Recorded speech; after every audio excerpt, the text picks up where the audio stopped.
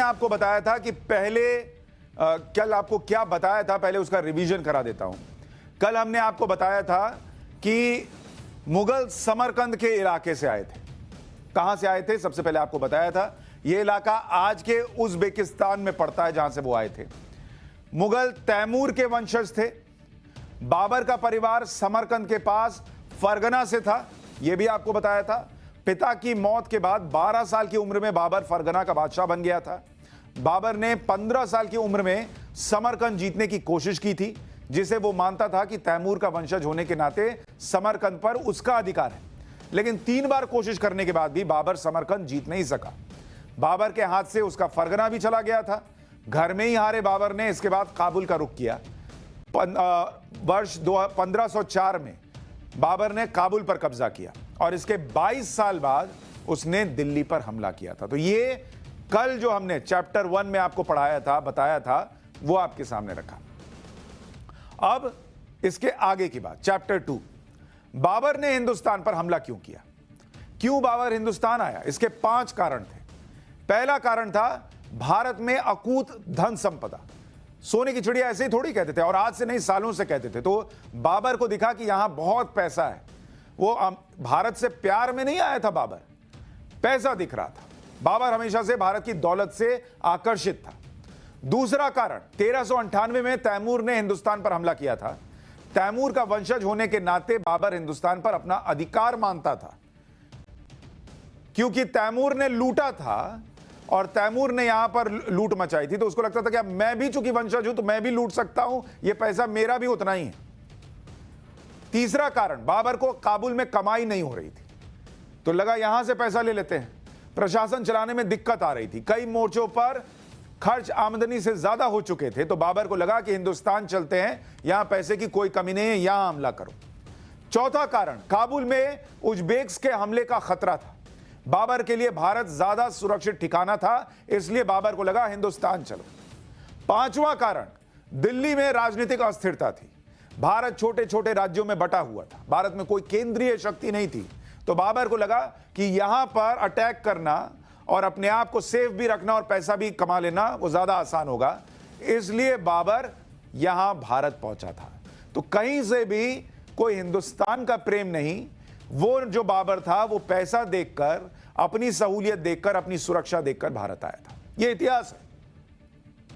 अच्छा, हिंदुस्तान में उस वक्त स्थिति क्या थी वो भी आपको जानना चाहिए कि जब बाबर यहां पर आया, बाबर काल की बात कर रहा हूं, उस वक्त हिंदुस्तान में जब वो बाबर यहां पहुंचा, 2 बड़े पावर सेंटर थे हिंदुस्तान में उस वक्त।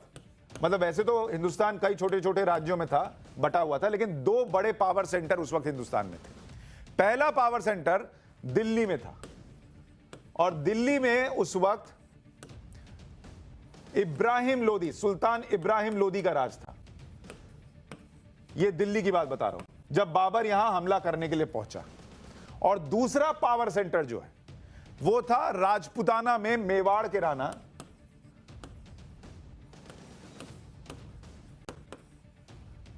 राणा सांगा। वो यहां पर दूसरे पावर सेंटर माने जाते थे। एक इब्राहिम लोदी दिल्ली में और दूसरा मेवाड़ में राणा सांगा। अब आपको थोड़ा इब्राहिम लोदी के बारे में बताता हूं, क्योंकि बाबर के हमले से पहले दिल्ली इब्राहिम लोदी के पास थी और इब्राहिम लोदी का राज था यहां पर। और इब्राहिम लोदी कौन था भाई? इब्राहिम लोदी अफगान पश्तून था। इब्राहिम लोदी के बारे में भी आपको थोड़ा बता देता हूं। तो जिस अफगान की हम बात करते हैं, जिन पश्तून की बात करते हैं, वो अफगान पश्तून था इब्राहिम लोदी, और उसके खिलाफ विद्रोह चल रहा था। पंजाब का सूबेदार दौलत खान लोदी नाराज था। इब्राहिम लोदी का चाचा आलम खान भी नाराज था। इन्होंने बाबर को हमले करने के लिए हिंदुस्तान में कहा कि आओ हम तुम्हारा साथ देंगे। लेकिन बाबर यहां आया और इन सबको भगाकर वो यहीं बस गया। मतलब वो आया बाहर से और उसके बाद वो बस गया, इनको भागना पड़ा। उसको लगा क्यों जाऊं, यहां इतनी व्यवस्था है, इतनी सुविधा है। तो 1519 से लेकर 1523 ये जो समय था, बाबर ने हिंदुस्तान पर 4 बार अटैक किया। और 4 बार नाकाम भी हुआ।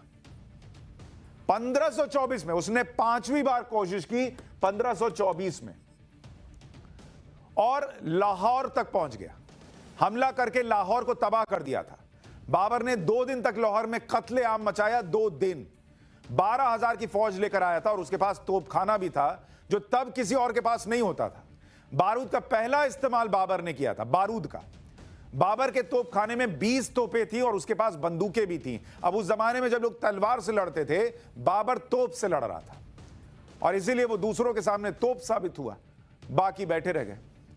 तो यहां से बाबर की एंट्री हुई, इब्राहिम लोदी को हराकर, और दिल्ली में उसने एंट्री की। लेकिन पानीपत की लड़ाई में क्या हुआ, यह आपको जब कल तीसरा चैप्टर खोलूंगा मुगल शासन का तो बताऊंगा। आज के लिए न्यूज की पाठशाला में इतना ही। नमस्कार।